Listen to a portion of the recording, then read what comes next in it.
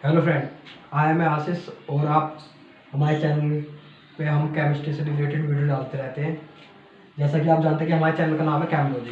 तो ना हम इससे पहले इलेक्ट्रोकेमिस्ट्री की भी वीडियो भी हमने रिसेंटली अपलोड की है यूट्यूब पर, आप उन्हें भी देख सकते हैं। ठीक है, आज हम जो चैप्टर स्टार्ट करेंगे वो है chemical kinetics. Chemical kinetics 12th का बहुत ही इंपॉर्टेंट टॉपिक है और ये ऑर्गेनिक में भी हमारी बड़ी हेल्प करता है, ऑर्गेनिक सीखने में।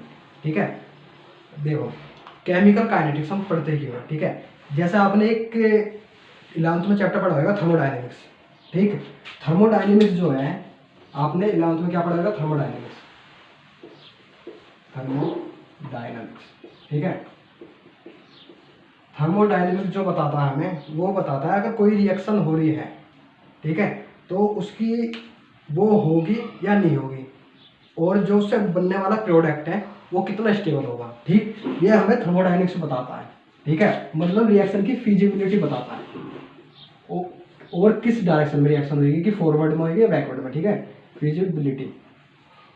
ठीक है, ये कौन बताता है, थर्मोडायनेमिक्स। ठीक है भाई।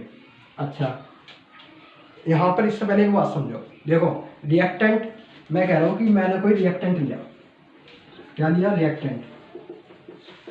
ठीक है, रिएक्टेंट से वो अंडर रिएक्शन के अंदर गया और क्या किस में कन्वर्ट हो गया, प्रोडक्ट में। सबसे पहली बात आती है कि रिएक्टेंट होते क्या। देखो आपने शायद 11th में रिडॉक्स पढ़ा हो, तो उसमें उसमें है रिएक्टेंट और प्रोडक्ट के बारे में। देखो रिएक्टेंट वो चीज़ है जो रिएक्ट करके कुछ नई चीज़ फॉर्म करे। अरे ऐसा जरूरी नहीं है कि हमेशा ही नई चीज़ फॉर्म करे। एग्जाम्पल देता हूँ आपको। देखो आपके घर में कभी आपने चाय बनाई हुई टी, तो आप उसमें क्या डालते हो, मिल्क डालते हो। ठीक है, और उसमें शुगर डालते हो, मतलब चीनी। ठीक है, चाय पत्ती डालते हो, अदरक भी डालते हो। तो वहाँ पर हम क्या कर रहे हैं, हम एक कंटेनर या जो आप लेते हो, ठीक है, भगोना टाइप, उसमें क्या डाल रहे हो आप, ये सारी चीज़ें डाल रहे हो। टी भी डाल रहे हो, ठीक है, शुगर भी डाल रहे हो, मिल्क भी डाल रहे हो, पानी भी डाल रहे हो। तो ये सारी चीज़ क्या है हमारी, ये सारी चीज़ें हमारी रिएक्टेंट। ठीक, ये सारी चीज़ क्या है, रिएक्टेंट। अब ये हमने इसमें डाल दी, ठीक है, रिएक्टेंट से। अब मैंने क्या करा, मैंने गैस ऑन कर दी। ठीक, क्या कर दी, गैस ऑन। मतलब कहने का मतलब क्या, मैंने इसे हीट दिया। हीट देकर क्या हुआ, जो इसके अंदर कंटेंट है, मतलब जो इसके अंदर मैंने डाला है वो क्या होएगा, बॉईल होएगा। ठीक है, अब बॉईल होएगा तो जब वो कुछ समय बाद वो कुछ बन जाएगा, जैसे हमारी चाय बन जाती है। ठीक है, अब ऐसा तो नहीं आप उसमें से चीनी अलग कर सकते हो या वो अलग कर सकते हो, नहीं कर सकते ना। एक्चुअल में हुआ क्या, जो हमने रिएक्टेंट डाला और उससे कोई हमें प्रोडक्ट मिल गया। सिंपल सी बात मैं यहाँ पे ये कहना चाह रहा हूँ। ठीक है, कहने का मतलब ये है कि जो चीज़ रिएक्ट करे उन्हें रिएक्टेंट कहते हैं, जो स्पीसीज रिएक्ट करे। ठीक है, और प्रोडक्ट जो उनके रिएक्ट करने के बाद बन के तैयार हो। ठीक है भाई, ये समझ में आ गया हमें। ठीक, अच्छा, ठीक है, रिएक्टेंट से प्रोडक्ट बन गया। अब देखो ये जो रिएक्शन हो रही है कि हमने ये सब तो डाल दिए, अब चाय बनेगी नहीं बनेगी, ये हमें बताता है थर्मोडायनेमिक्स, फिजिबिलिटी।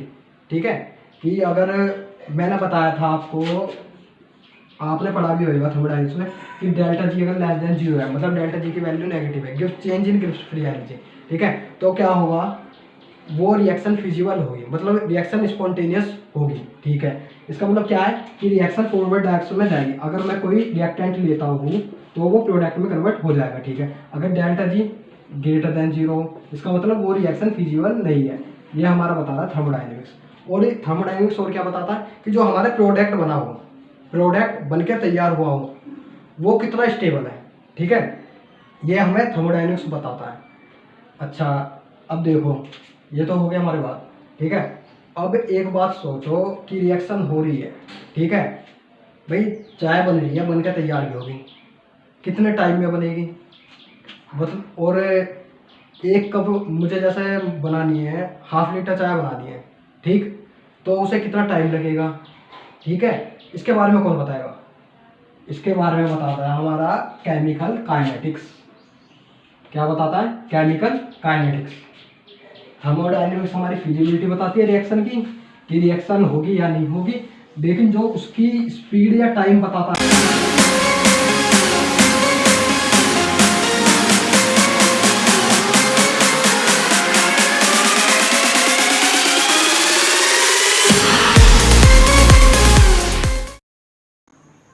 हेलो दोस्तों, मेरा नाम दीपेश कुमार है। मैं केमिस्ट्री ऑनर्स कर रहा हूँ क्रोडिमल कॉलेज दिल्ली यूनिवर्सिटी से। मेरा जो चैनल है शेल क्लासेस, वहाँ पर मैंने फिजिक्स और केमिस्ट्री क्लास 10th के लिए पढ़ाना शुरू करा है। आप वहाँ पर जाइए, या तो यहाँ सर्च बार में शेल क्लासेस सर्च कीजिए, या फिर इस लिंक से मेरे चैनल पे जाइए और उसे लाइक करिए, शेयर करिए और सब्सक्राइब कीजिए। Thank you. काइनेटिक्स, काइनेटिक्स का मतलब होता है, काइनेटिक्स जो वर्ड आया है वो आता है काइनेसिक्स से, एक ग्रीक वर्ड है काइनेसिक्स, ठीक है, काइनेसिक्स से। इसका मतलब होता है मूवमेंट, ठीक, इसका मतलब क्या होता है मूवमेंट। भाई सीधी सी बात है, केमिकल से आप मतलब समझ रहे हो कि केमिकल का मतलब क्या है यहाँ पर। केमिकल, आप सब केमिकल से हाँ तो फ्रेंड, आप यहाँ पर जो केमिकल हैं, केमिकल से आप फैमिलियर हो गए कि जो चीज़, ठीक है, केमिकल्स क्या होते हैं। पहली क्वेश्चन तो ये राइज होता है, आप इसका मतलब खुद ढूंढना केमिकल्स होते क्या है। आपने पढ़ा भी होगा लेकिन कुछ बच्चों को नहीं पता होगा, ठीक है। अब देखो काइनेटिक्स का मतलब है काइनेसिक्स, मतलब मूवमेंट, ठीक है, मतलब कुछ केमिकल का मूवमेंट, यही पढ़ने वाले हैं हम।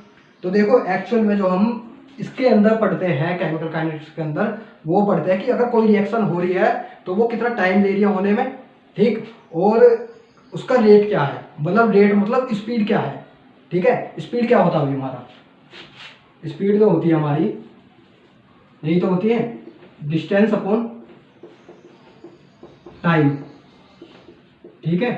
इसका मतलब क्या होता है कि हमने, अगर कोई मेरे पास ए है, ए आदमी है कोई, ठीक है, अगर उसे डी डिस्टेंस कवर करना है, वो यहाँ पर खड़ा है और उसे यहाँ जाना है, यहाँ पर आना है, ठीक है, यहाँ से यहाँ जाने में उसे डी डिस्टेंस कवर करने में कितना टाइम लगा, यही हमारी स्पीड होती है, ठीक है। मतलब कुछ डिस्टेंस कवर करने में कितना टाइम लगा, स्पीड इसी तो कहते हैं, ठीक है। ऐसे ही हमारा क्या है, यहाँ पर जो हम बात करेंगे इसके अंदर केमिकल काइनेटिक्स के अंदर, वो हम एक्चुअल में यहाँ पर रेट की बात करेंगे, रेट या स्पीड, किसकी बात करेंगे, रेट, ठीक है, रिएक्शन के रेट की बात करेंगे, ठीक है। रेट को हम कैसे डिफाइन करते हैं, देखो सिंपल सी मतलब है कि कोई भी चीज़ टाइम के साथ कितनी चेंज हो रही है उसे हम रेट कहते हैं।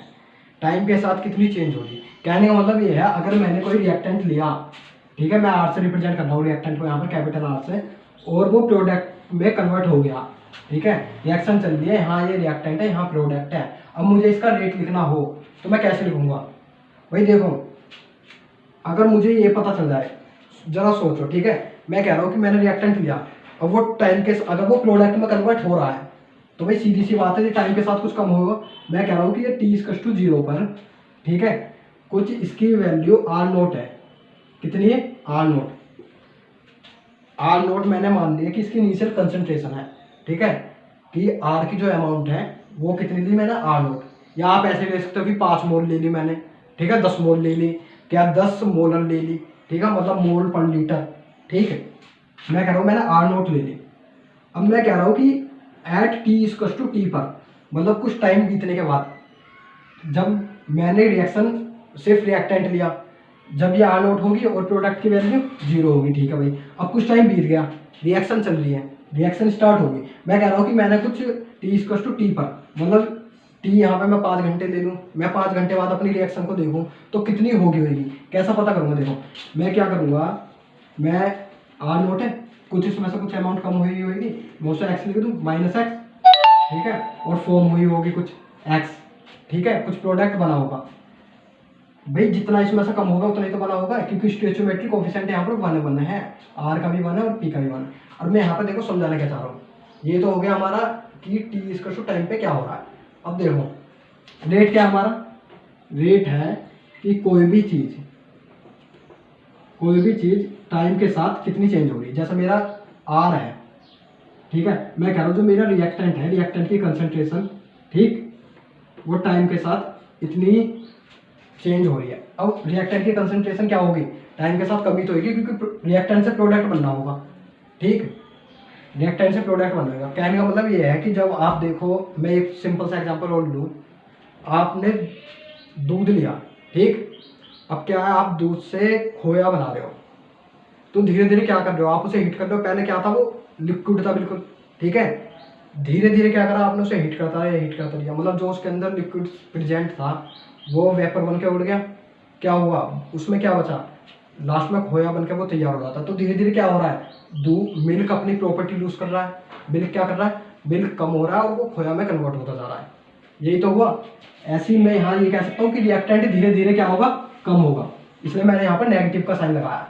तो मैं रेट को ऐसे लिख सकता हूँ, रेट को minus D R by D T, ठीक है। मतलब टाइम के रिस्पेक्ट में रिएक्टेंट की कंसंट्रेशन कितनी कम हुई, ठीक है। ये क्या है मेरा रेट, सही है, ठीक है, बिल्कुल बढ़िया।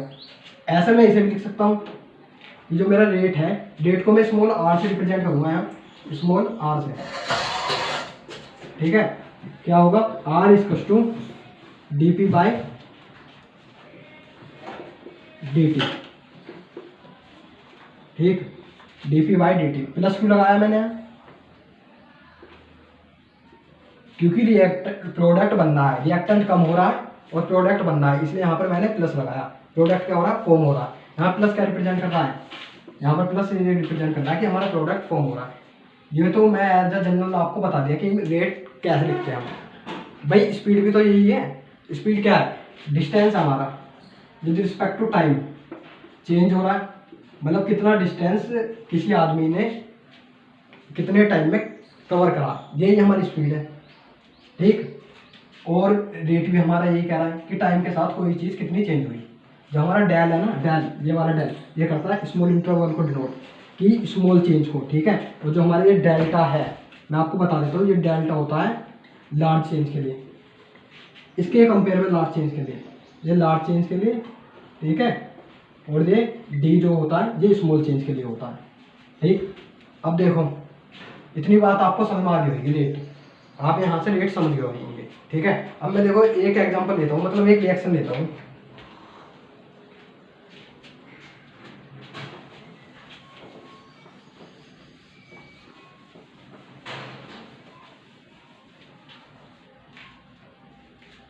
मैं ले रहा हूँ कि मेरे जो ए है, मैंने एक ए रिएक्टेंट लिया प्लस बी रिएक्टेंट लिया, मतलब ए मोल मैंने ए के लिए और बी मोल मैंने बी के लिए। भाई मोल क्या है, मोल होते हैं, मोल की एक वैल्यू होती है 1 मोल इज 6.022 इंटू 10⁻23, ठीक है। वो एटम भी हो सकते हैं, वहाँ पर मोलिक्यूल भी हो सकते हैं इतने, और भी स्पीसीज हो सकती है। मैंने रिएक्शन में क्या लिया, मैंने ए मोल ए के लिए और बी मोल बी के लिए, ठीक है। गिव्स मुझे मिला क्या, स्मॉल सी, सी मोल सी के मिल गए मुझे, और स्मॉल डी, डी मोल डी के मिल गए। हो क्या रहा है कि ए मोल ए के कंज्यूम हुए और बी मोल बी के कंज्यूम हुए, उसमें क्या प्रोड्यूस करा, सी मोल सी के प्रोड्यूस करे, ठीक है, और डी मोल डी के प्रोड्यूस करे। ये हो रहा है, ठीक है। अब देखो ये हो गया, ठीक है।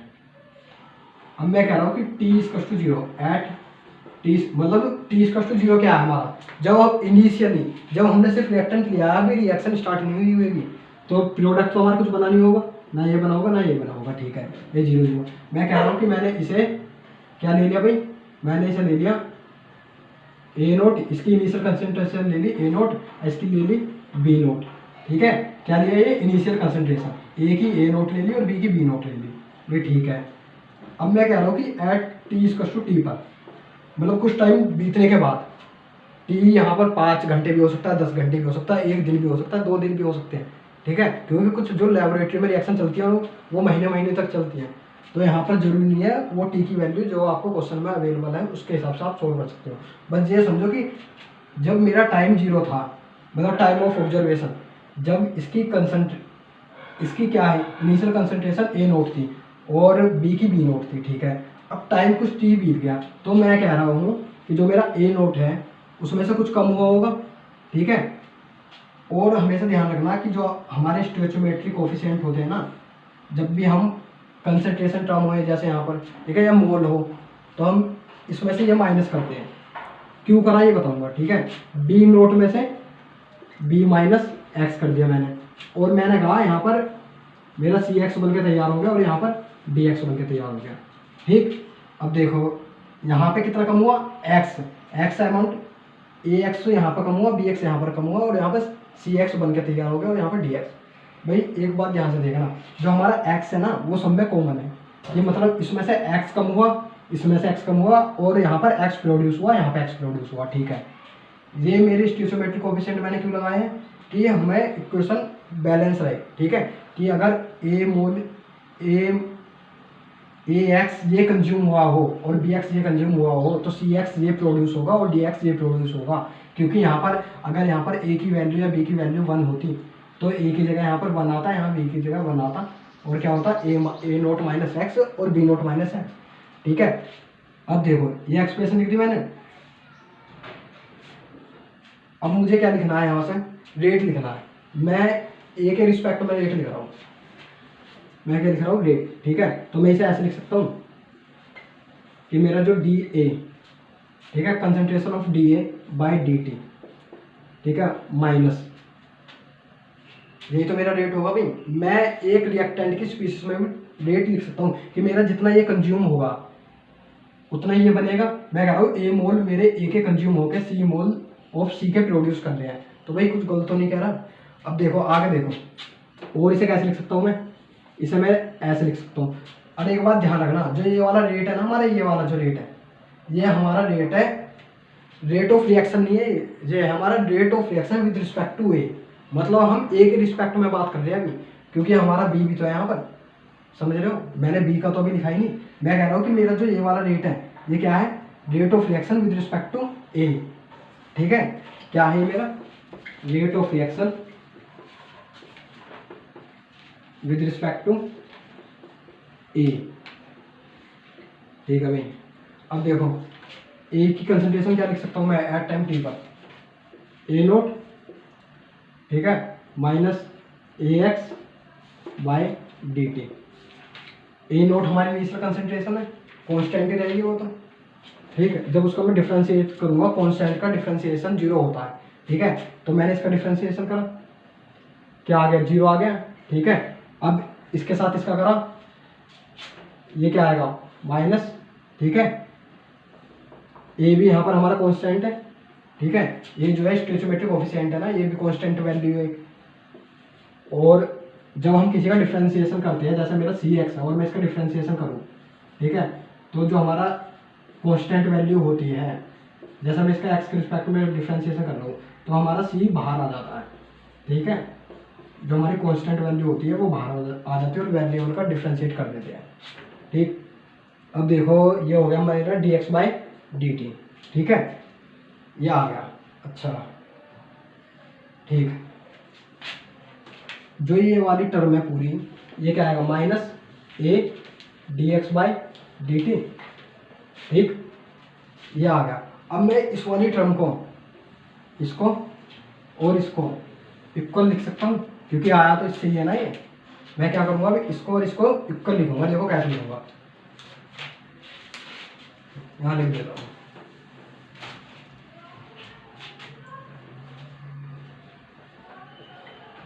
D A by D T, ठीक, इसका two minus A D x by D T, सही है। ये भी माइनस का था, ठीक, माइनस से माइनस कैंसिल। वैसे तो माइनस से रिप्रेजेंट करता है कि वो कंज्यूम हो रहा है और वो फॉर्म हो रहा है। अब देखो D x by D T, ठीक है, d x by D T, सही है। क्या आ गया, D x by D T, D x by D T, और ये हमारा ए इधर लिया, minus sorry 1 by A D A by D t.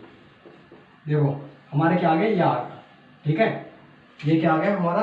अब देखो ये क्या चीज़ है हमारी, मैंने कहा ये जो है हमारा ये वाला, ये हमारा rate of reaction with respect to A, ठीक है। रेट ऑफ रिएक्शन क्या है, विद रिस्पेक्ट टू ए, मतलब ए के रिस्पेक्ट में इस रिएक्शन का रेट क्या होगा, इस रिएक्शन की स्पीड क्या होगी एक्चुअल में, ठीक है। और ये क्या हमारा d x by D t, ये है हमारा rate of reaction, rate of reaction, पूरी रिएक्शन का overall rate d x by D t. देखो क्या आ रहा है यहाँ पर, d x by d 1 by A D A by D t, मतलब concentration of A by d t. अब देखो ठीक है, ये तो विद रिस्पेक्ट टू ए था, और ये क्या है, पूरी रिएक्शन का रेट है d x by D t equal to 1 by A. यहाँ पर ए क्योंकि जो हमारा ए रिएक्टेंट है उसका कोफिशिएंट ए है तो वो डिवाइड में आ गया 1 बाय ए। ये मैंने आपको प्रूफ करके दिखा दिया कि जो हमारा रिएक्शन का रेट है हम उसे ऐसे लिखेंगे, लेकिन विद रिस्पेक्ट टू ए हम ऐसे भी लिख सकते हैं। ठीक है, ध्यान रखना ओवरऑल रेट ऑफ रिएक्शन जो होगा वो ये होगा। और इसे कैसे लिख सकते हैं, ठीक देखो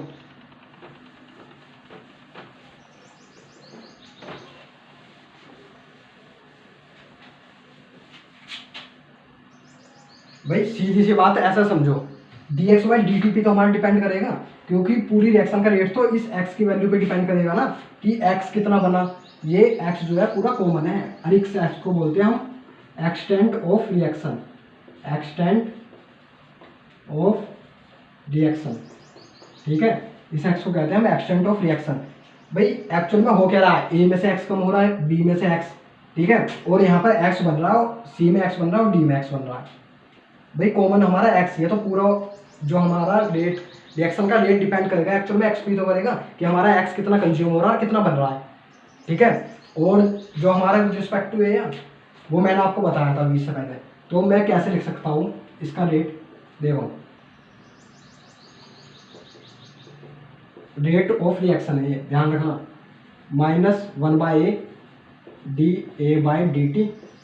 ठीक है, ठीक, इसे इसके इक्वल भी लिख सकता हूँ मैं, ये मेरा rate of reaction D x by D T, इसे मैं इसके इक्वल लिख सकता हूँ।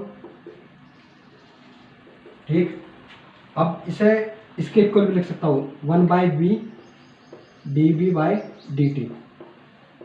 ठीक है, और क्या लिख सकता हूँ मैं, ये लिख सकता हूँ कि plus 1 by C D C by D T. ठीक है, और इस इक्वल में प्लस डी मतलब differentiation of concentration of D by D T. ठीक, ये क्या है मेरा, मैं अपने रेट ऑफ रिएक्शन को ऐसे लिख सकता हूँ, ओवरऑल रेट ऑफ रिएक्शन।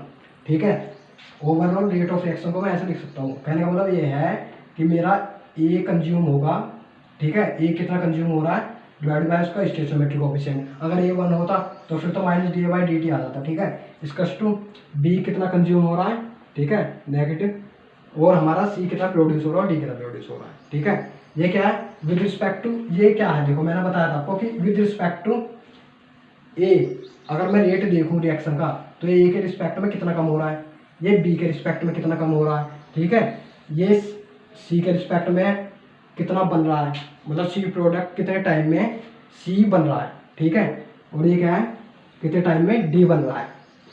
यहाँ पर ध्यान देना कि मैंने 1 बाई ए को नहीं बोला, यहाँ पर 1 बाई बी को मैंने इसे बोला सिर्फ कि कितने टाइम में ए कंज्यूम हो रहा है, कितने टाइम में बी कंज्यूम हो रहा है, कि जिससे सी कितने टाइम में बन रहा है। ठीक है, तो ये मेरा क्या है रेट ऑफ रिएक्शन, ऐसे हम लिख सकते हैं इन्हें। ये बात आपको समझ में आ गई होगी। थैंक यू, इससे आगे हम नेक्स्ट लेक्चर में डील करेंगे।